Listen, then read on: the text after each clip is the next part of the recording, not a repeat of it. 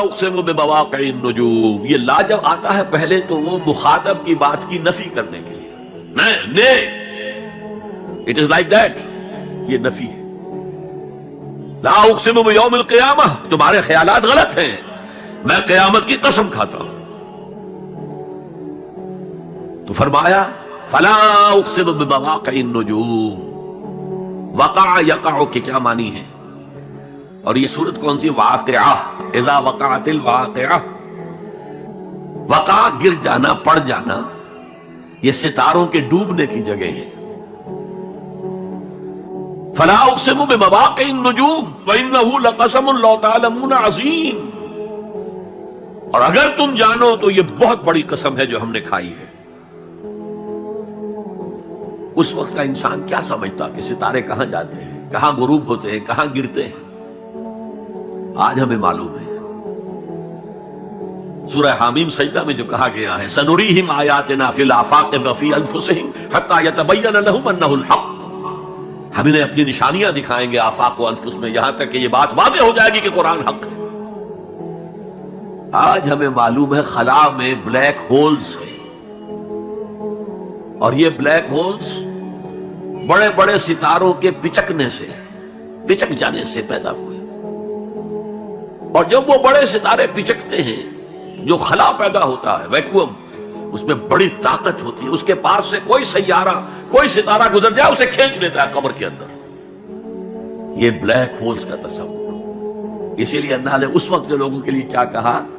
فلا اقسم بمواقع النجوم وانه لقسم لو تعلمون عظیم انه لقرآن کریم، یہ بہت باعزت قرآن ہے، فی کتاب مکنون، ایک چھپی ہوئی کتاب میں ہے، لا یمسہ الا المطہرون، اسے چھو ہی نہیں سکتے مگر انتہائی پاک ہستیاں۔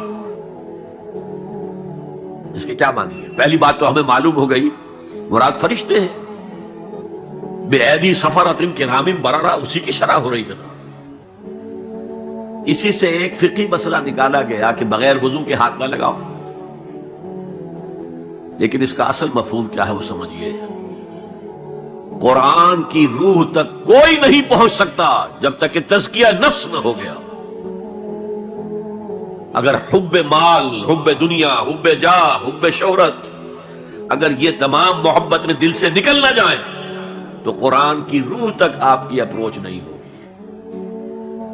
مولانا روم نے کہا ہے، اگرچہ ذرا میں سمجھتا ہوں کہ انہوں نے بہت سخت الفاظ استعمال کیے ہیں، ماز قرآن مغزہا برداشتے استخاں پیش سگا انداختے، ہم نے قرآن سے اس کا مغز لے لیا ہے، جو ایسنس ہے وہ کھینچ لیا ہے، ہڈی کا گودا جو ہے وہ ہم نے نکال لیا، ہڈیاں ہم نے پھینک دی ہیں کتوں کے سامنے جو لڑ رہے ہیں۔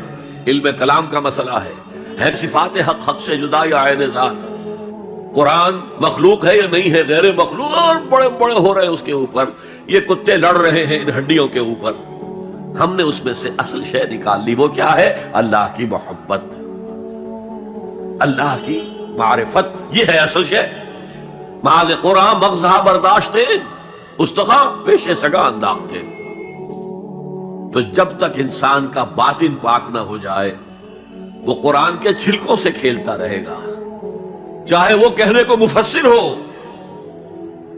قرآن کے باطن تک کبھی نہیں پہنچے گا۔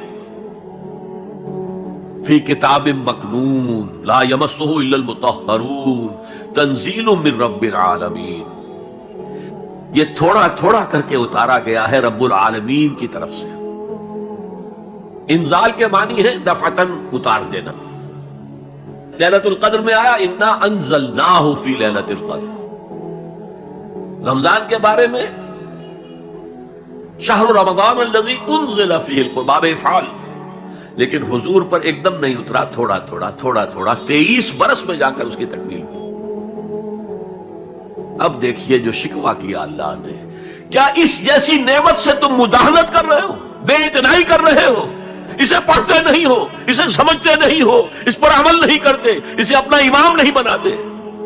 تمہارا طرز عمل یہ ہے، بلکہ تم نے اپنا نصیب یہ بنا لیا ہے کہ تم اسے جھٹلا رہے ہو۔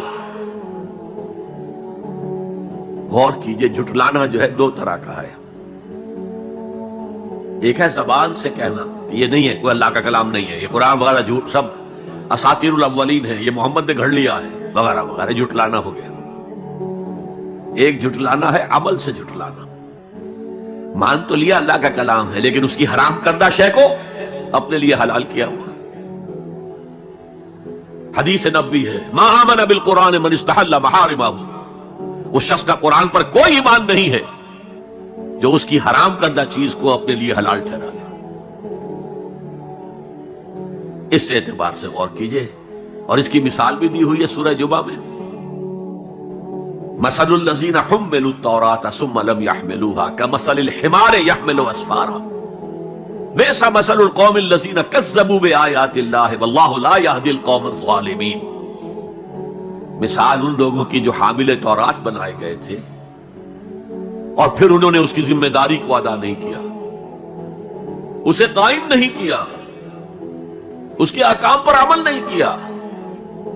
جیسے فرمایا ہے سورہ اعراف میں، قل یا اہل الکتاب، کہہ دیجئے اے نبی صلی اللہ علیہ وسلم، اے کتاب والو، لستم علی شیء حتی تقیموا التوراۃ والانجیل وما انزل الیکم من ربکم، تمہاری کوئی حیثیت ہماری نگاہ میں نہیں ہے، تمہارا منہ نہیں ہے کہ ہم سے دعا کرو جب تک کہ تم تورات اور انجیل کو اور جو کچھ نازل کیا گیا تمہاری طرف اسے قائم نہیں کرو.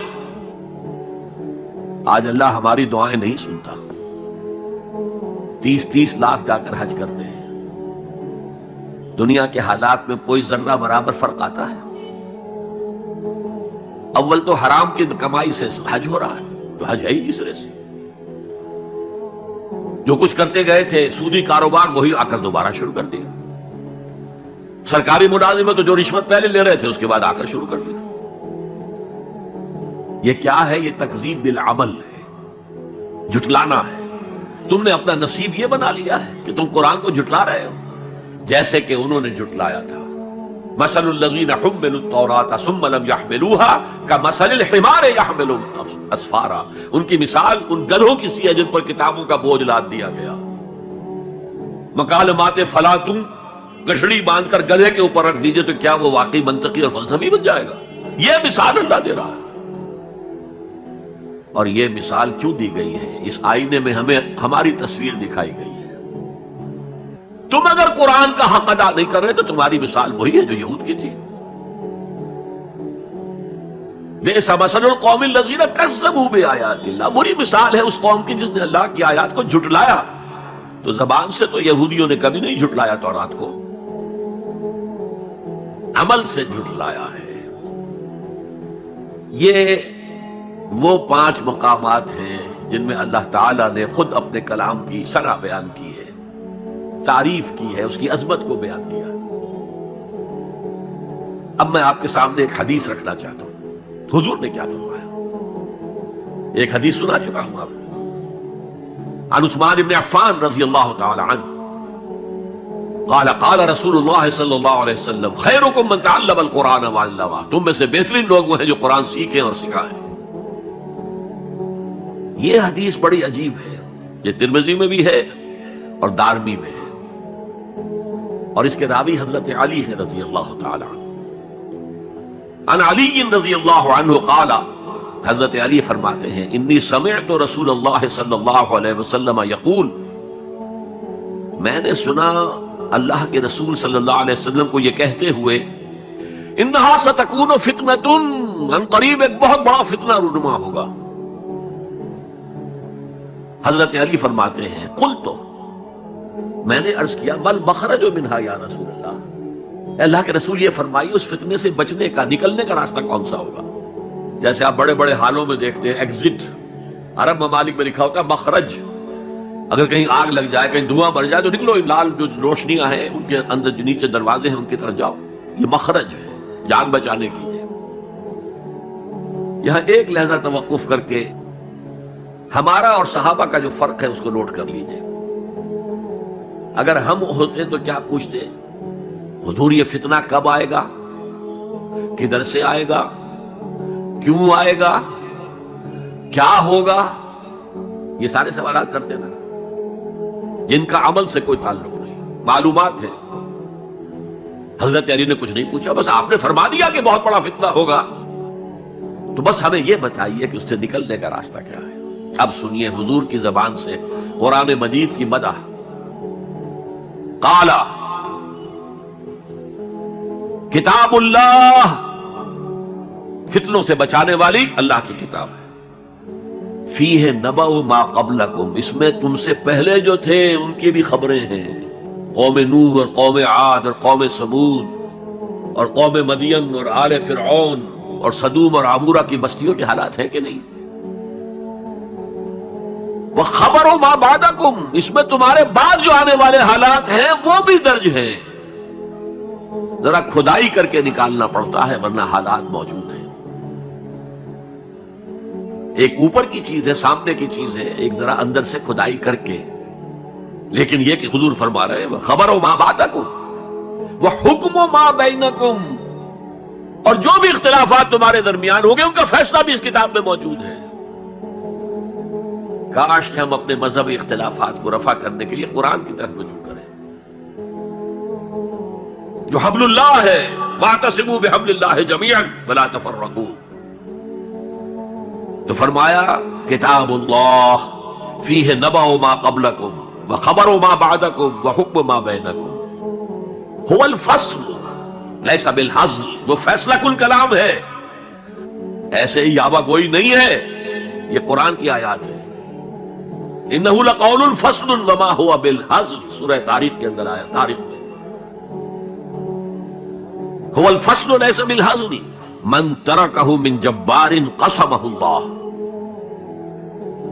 اگر کوئی جبار شخص اپنی سرکشی میں اس قرآن کو ترک کر دے گا اللہ اسے پیس کر رکھ دے گا۔ وَمَنِ ابْتَغَى الْهُدَىٰ فِي غَيْرِهِ أَضَلَّهُ اللَّهُ، اور جو کوئی ہدایت حاصل کرنا چاہے گا قرآن کے سوا کسی اور چیز سے، اللہ اسے لازماً گمراہ کرے گا۔ کتاب ہدایت تو یہ ہے۔